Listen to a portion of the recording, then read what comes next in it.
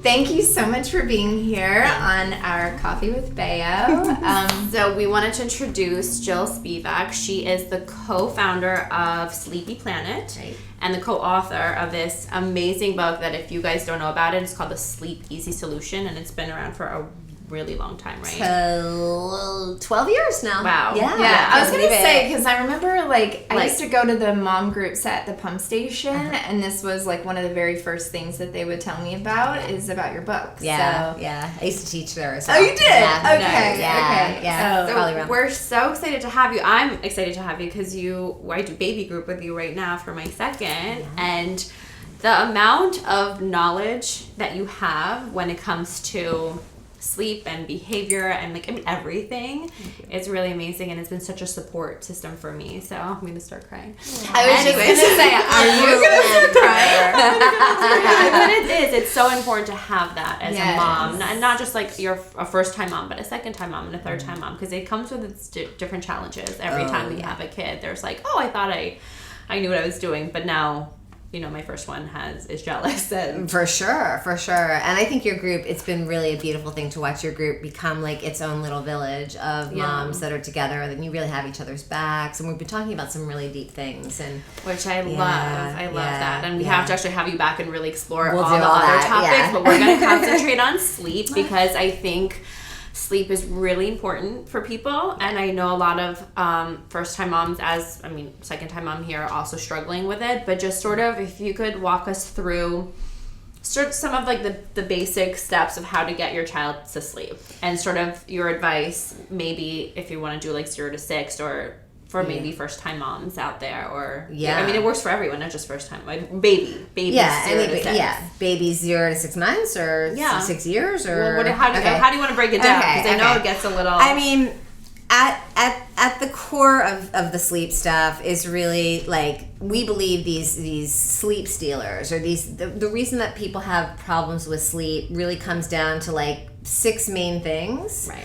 And the way that our program works is if you don't have all 6 things kind of just right, it can really go south quickly. Yeah. So in a nutshell explanation, you've got to have, everybody has to have a wind down routine for their child every night. I don't care how old they are. They need, we need to, go in our room and brush our teeth and wash our face and watch a little TV or read or whatever else we do. Yeah. Everyone needs a wind down routine, which is just 15 to 45 minutes for children of, sleep cues that happen that allow them to start decompressing and relaxing, and it being a very bonding time with parents usually, before they go to sleep. So the first thing that every child needs is that. The second thing that every child needs is a really good sleep environment.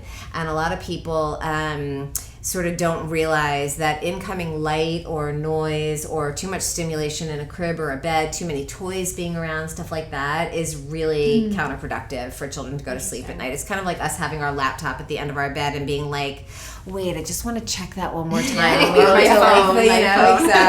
the room. Yeah. But everybody, needs to watch out when they have young children, especially for any exterior light coming into the room that could wake the babies or children up, especially early in the morning. Yeah. And that there's no noise going on. Little kids and babies, when they hear something outside, even if it's a crow going by in the morning, a lot of them are going to pop up and be like, I'm missing a party. Yeah. And so they wake up. So we just try to screen out the light, the noise, any stimulation. Like a sound machine would be good. A sound machine is great.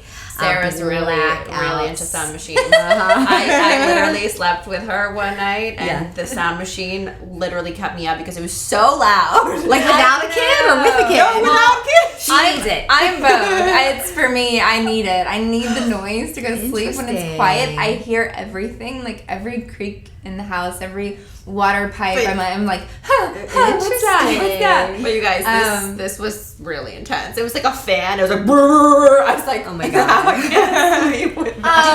curious, did you have that when you were a little kid? Yes. You did? I did. I remember being nervous about noises in the house and stuff like that. So then when we lived in Kentucky and it was really humid there, so it was natural to have a fan in your house. And so I always slept with a fan on. And the fan, I would love hearing the woo, woo, woo, woo, woo, woo, because it would help me like not hear the other noises that would make me nervous at night. Okay, so it was a fear-based thing, kind of. Yeah, I think so. I mean, obviously, I'm only remembering based on like being 5 and above, but my mom said that I like slept in their bed until I was 5. I would come in and like sneak in their room. Okay, not uncommon. So but then, you know, with my kids, I've always had some sort of like a sound machine or something on. Yeah, and I would say just from my experience, because I've been doing this for over 20 years, and I don't really often hear that kids are like addicted to this later. Neither of my children need white noise anymore, and we used it. But there was a specific reason, and I think a lot of people are afraid of starting white noise for that reason. Yeah, no, Lilo, I had had it. it. Forever reliant, and now she's not. Yeah, so I think a lot of people can let go of it, but you know, like some may not for whatever reason. But I honestly don't have. When I don't have it, I'm fine. You can too. sleep. Yeah, it's just like my favorite Sarah story, sleeping over with Sarah. And she's like, I can't. Our other friend Alexi too was like, she was like, I just had to pee all night long because you had like water trickling and hitting like a tent. So I just kept feeling like I had to go pee. Exactly. Okay, so bedtime routine. So we need bedtime routine. We need a good sleep environment. One of the things that's really significant, especially for babies, and we're kind of going to work on that with you, is that they go down awake. So that's sort of the third thing, is that, and having sleep associations is like that's probably the biggest out of all the things that's a problem. Which is what I'm struggling through right now, because Jalen thinks that my nipple is a pacifier and has gotten used to sleeping with, even when he's not nursing, like to feel it in his mouth, which is really, really hard. Really hard, and it's exhausting for parents to go through that. It's very common, so don't feel bad about it. It's a very, very. I had the same problem until I nixed it, and I couldn't take it anymore at 8 months with my first, and you know, I was nursing a lot and all of that. But really, in order for children to be good sleepers, and babies, you know, it's usually a baby thing, they need to learn how to fall asleep at bedtime on their own. And then they're all going to go into 3 to 5 light wakings at night, partial wakings, where they kind of check their environment and all of that. If a child who goes into a normal partial waking doesn't know how to put themselves back to sleep, they're going to be like, help, signal, help, come back and do it for me again. Yeah. So sleep associations, it can be a boob, it can be a bottle, it can be reinserting a pacifier for babies, it can be motion, it can be laying with a parent, it can be pacing. And you know, I used to walk around Central Park all day long when I was in New York with my son when he wasn't napping.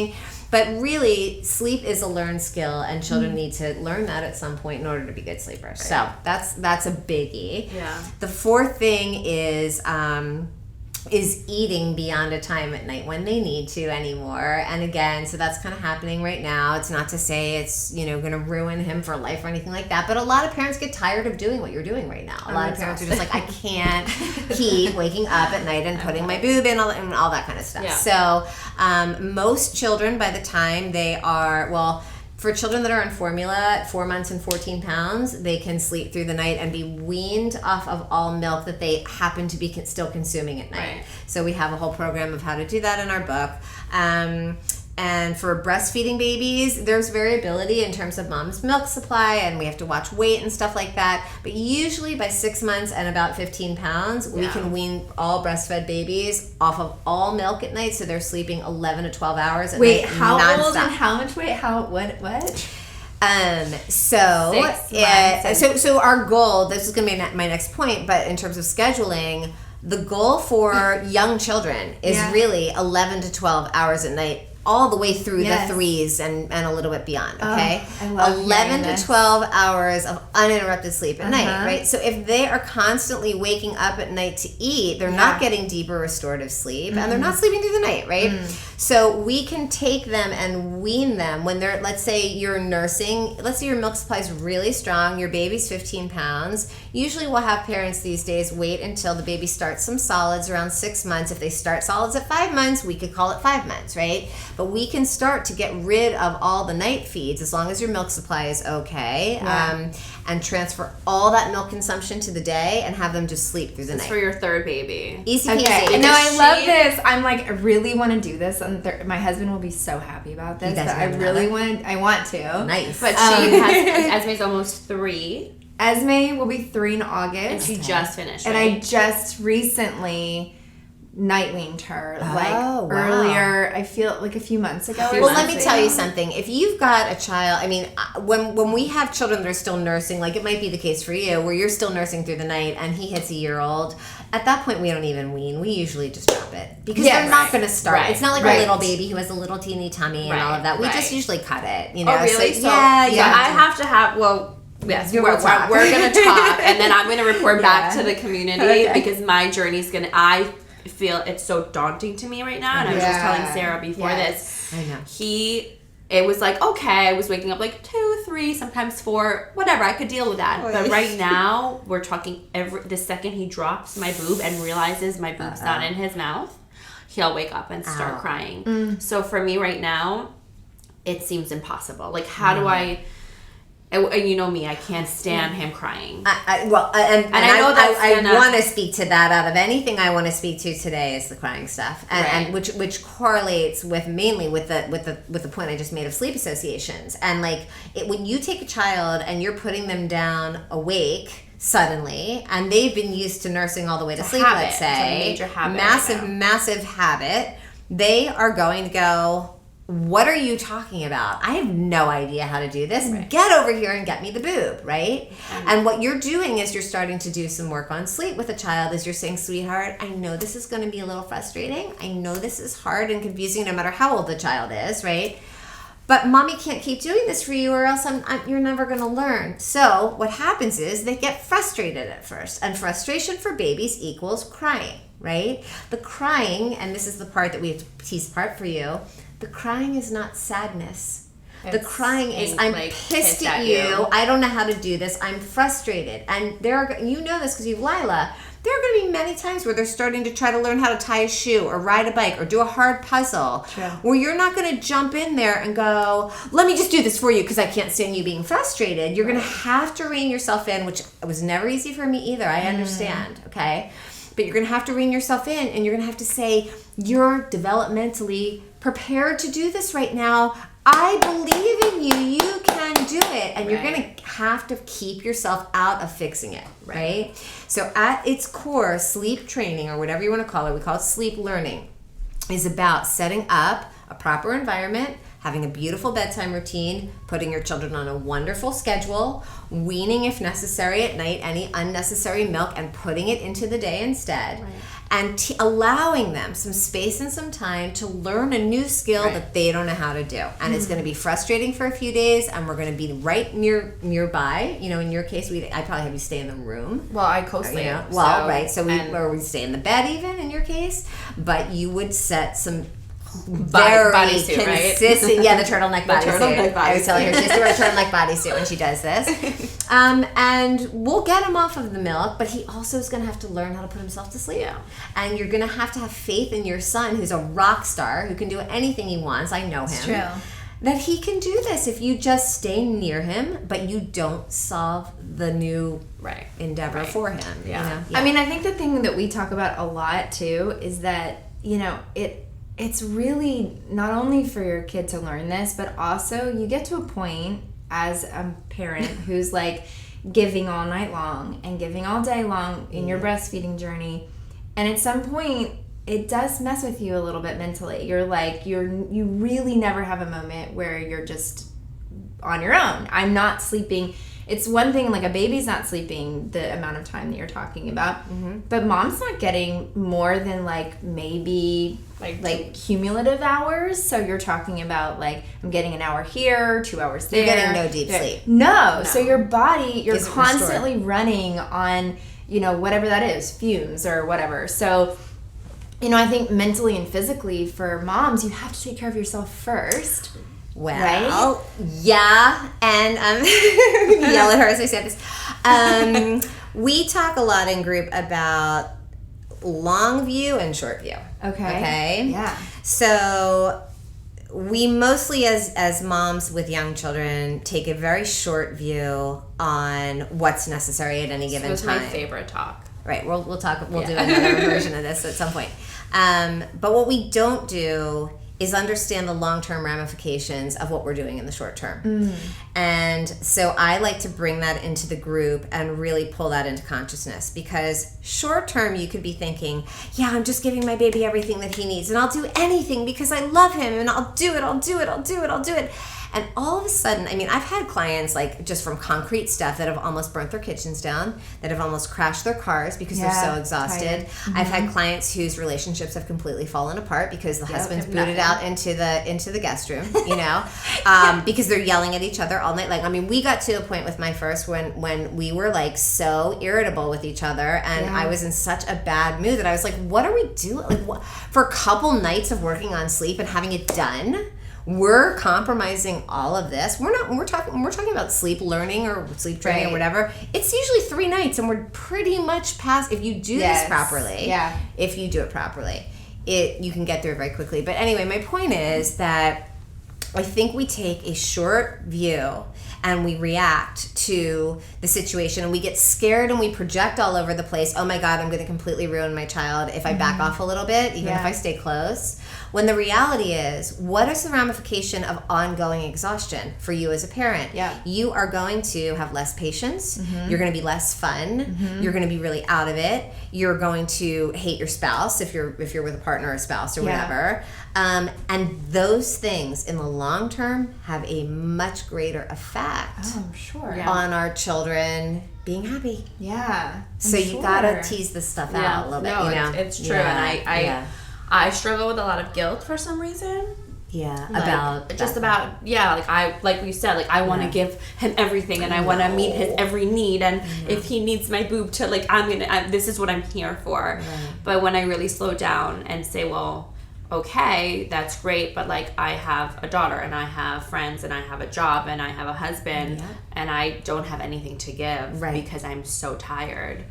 And then really, what is the long term? I mean, a lot of parents with young children are very, very short-sighted because they're just reacting. They're reacting to what's right in front of them. I have the benefit of hindsight. My kids are 20 and 22 now, so which is crazy because you look like you're 20. Oh my gosh, what? Right? You give me your other secrets? Can you Diet Coke? It's Diet Coke. Oh my God! Stop it! You know what it is? It's sleep. Obviously. I think if we had gone on with our sleep problem forever, I would not be feeling very well right now. That's it's funny. We made a DVD on this a long time ago, which we're not selling anymore, so I'm not promoting it. But at the end, we filmed both of my children that were like 8 and 10 at the time, and my son was the recipient of some intense sleep training and how I got into the field. And you know, he's on the DVD at the end. He's like, I'm Jake Spivack, and when I sleep good, I feel great. And he's like, I love sleeping. You know, he's like convincing everybody. Oh my gosh, that is so cute. Yeah, the thing is, I promise you, Anna, because I've been doing this so long, I never, ever, ever, ever have anyone come back to me that says, my child's less attached, my child doesn't love me, my child is neglected, my child is scarred for life, he's not attached. Like, nothing. Never. The thing that's crazy too is I think that once you do it and once you get past, because for me even, like, I had, you know, struggled with it, but once you get past it, you go, wow, that was so easy. And it's like this, and then all of a sudden we're both sleeping and life is so just so much different. And your kid is so much happier. And your kid is so much happier. And they don't need those super long naps during the day. And you know, much better. It's such a different balance. But it's taking a little leap of faith and just having trust in the process. And what the way I coach my clients is, I'll be like, okay, we're just setting up night 1. We're setting every single element that I was just describing in terms of everything, the environment and all of that perfectly, right? We're setting it all up perfectly. You are going to stay 150% consistent tonight. And I promise you can just trash the whole thing in the morning if you're miserable, but give your child every single minute of 11 hours. And that's it. And then you can just trash it. No one ever trashes it because they're shocked that their child is waking up like, "Hi, Mom, what's the agenda for the day?" Yeah, you know, like such a different. And you're like, "Were you there last night? You were screaming bloody murder for 45 minutes." You know. But anyway, but you can do it. You can do it. You know, staying very, very close to him if that makes you feel better. Anything that's going to help a parent feel better, we're for, as long as it's not going to mess up your plan. Right. You know. Right. Yeah. And well, with my daughter, because she's so old. And so old. She's 5. Old, right? And then what ended up happening was who put us over the edge was the dentist. She was like, she has a cavity. Yeah. And it was so funny because I was always like, I had read all this stuff about breastfeeding at night and whatever. And yeah, it's totally fine to breastfeed at night, except when they're old enough to where they're eating and you're breastfeeding and they have teeth and all this stuff. At some point, it can actually cause them to get cavities. I had a client who had a 2.5-year-old and she was nursing pretty nonstop the whole time. She came into me because her child was having massive dental decay and she had to go into surgery for that. And I had to wean them right away. You did? For the surgery. Oh, wow. Yeah. Okay, so our doctor told Esme, we can't do milkies at night anymore. Right, that's what you And so then I kept, what I would do at night was, how I know that you have like because I've read your book, but I know that you have like a consistent plan where you have to say the same thing to them. So like whatever that is, you have to go in and say something consistently. So I was like, okay.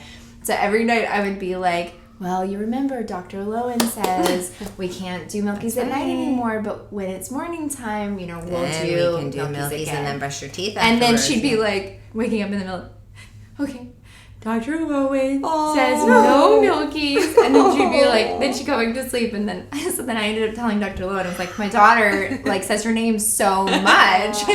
Because she'd be like, it became my ritual of saying, and then it became hers that she she was processing the information. Yes. And for older children, I didn't mention this, but one of the things that I always do with older children who are verbal is I make them a book about the changes we're going to make for sleep. So we make a little stick figure book. Smart. I love those books. And that way they're a partner in this. They might not be like, yay, but they're definitely understanding they get the concept. They get the concept. And you say, for a long time, Mommy was giving you milkies at night, and then we saw and then turn the page, and then we saw Dr. Lowen, and he said, oh, you will get boo-boos on your teeth if you keep doing milkies at night. Turn the page. Mommy loves you too much to let you keep doing that. So you make little stick figures. It takes 5 minutes, and it is That's so smart. Making your own little nighttime storybook. Powerful. How great with is the that? changes, and then how you're going to respond if they're begging you and pleading for milkies, and all of that is in there. Yeah. So wait, did we just to rewind because I want to make sure? Did we go through all the 6? Yes. Sleep. So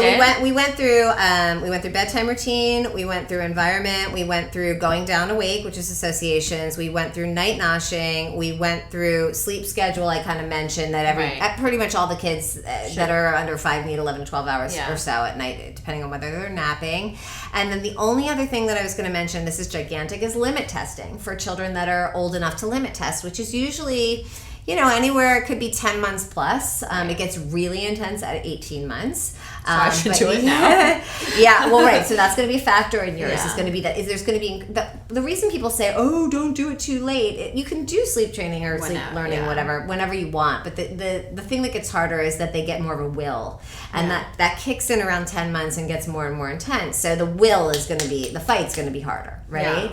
Yeah. But for limit testing, we're really talking. A big part of that is also when the kids are starting to go one more story, one more juice, 10 more kissies. I need to kiss the dog a 13th time. I need Daddy to come in and pat my back for 10 times. Oh, yeah. And they learn how to stretch. It usually comes around to the age of 2. They learn to really work that bedtime really a long time. And so that would be the other thing that we have to address a lot of the time, right? In sleep. Yeah. So what I love about you is how, because I've met some people that are like, oh, what, you co-sleep? No, that you can't sleep train if you co. I love that you're so open to any kind of scenario. Yeah. And I also love how you don't, like, when you say to me, like, I don't like to hear my babies cry. Like, that makes me feel safe. And I'm sure no mom likes to hear it. Yeah. But there are certain moms that are like... There are levels. And I have a really good friend that's like, oh, my baby's cry, I just turn the monitor down and went back to sleep. I was like, thought my friends were like the meanest people on earth before I did anything like this. Right, I would be like hysterically crying anyway. Yeah. But I love that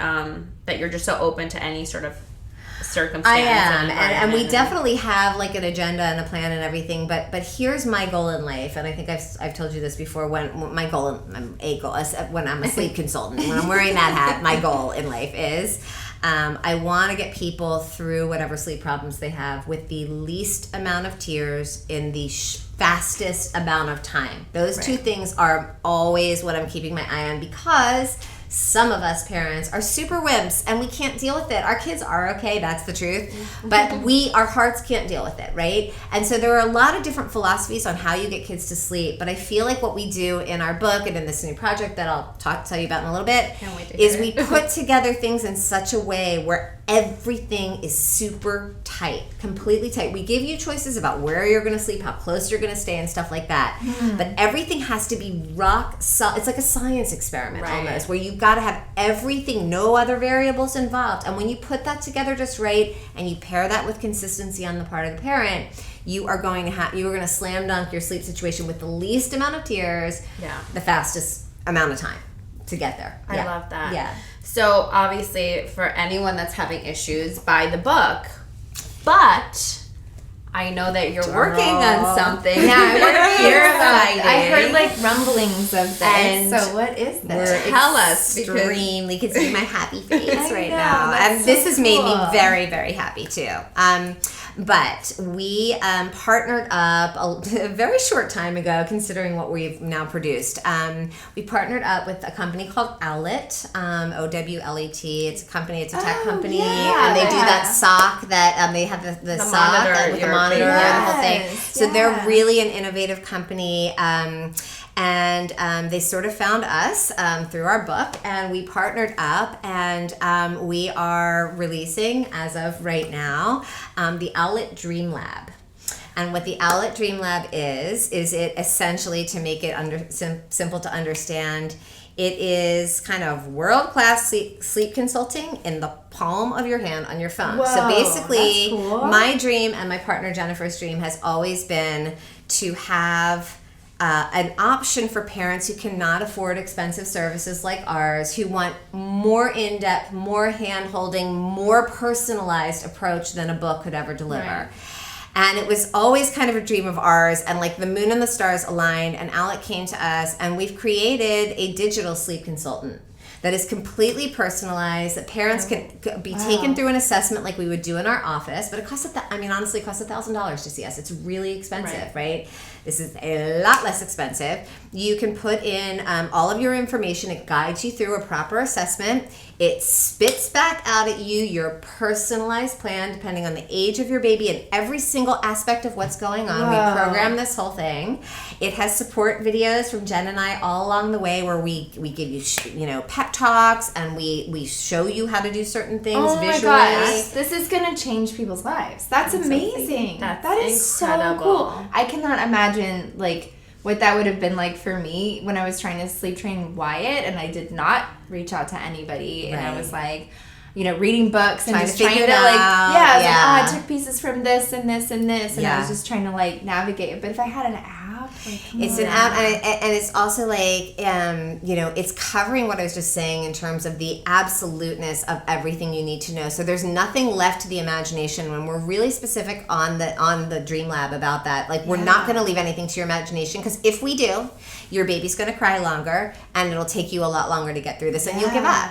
Right. So we've kind of taken everything that we give our clients here, and it's available in a piece of technology right now. And we are oh my super gosh. Okay, excited. so it's called the Owlet Dream Lab. Dream Lab. Okay, so you can find this program Yes. at the link below. Yes. Right? Yes. Okay. Yes. Amazing. Oh, we're so That's- excited. Thank That's you. amazing. I'm really excited. It's so nice for mothers just to have this, to Yeah. have this, because I just remember being a mom that was like thoroughly confused with my first baby before I was a sleep consultant, and I read every book, charted every chart. I could not figure out what to do, and I couldn't stay consistent. And like the Dream Lab also has this one video that comes up. It's called "Hang in There, Mama," and basically it's Jen and I being like, "Okay, you just put your baby down. We know how hard this is," and we like talk them off the ledge, and Yeah. they can play it like while they're doing check-ins and waiting, for their baby to start learning how to self-soothe. I'll be like, thank you so much. It's really a dream for us, because we always wish that we could like audio record something for moms, in the middle of the night when we're not there, so that we could I know. be there. It is at 3 a.m. when you're alone and you your feel like baby's the crying. only You're person like, awake in the universe. Yeah, I it's remember true. feeling that way. You really do. No matter what you're doing, if you're like rocking the baby, Anything, breastfeeding, yeah. any You're of just it, like, is yeah. anyone else around and awake and alive right now? It's a lonely feeling It is. sometimes. Yeah, so. for sure. That's Well, really exciting. We're so excited about that. Something that we love to do at Bāeo is to ask what's in your cup. #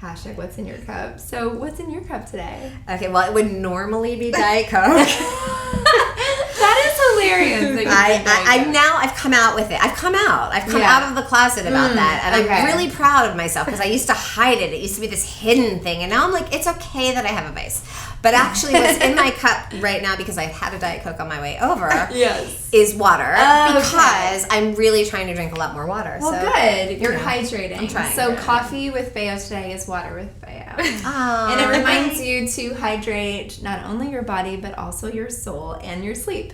So how about that? I love it. Hydrate with sleep. Yes. Thank you so much for coming being in. here. We have to have you back to talk about so much more that I've learned from you. Yes. I would love that. Oh, So super fun to be here. Thanks, you guys.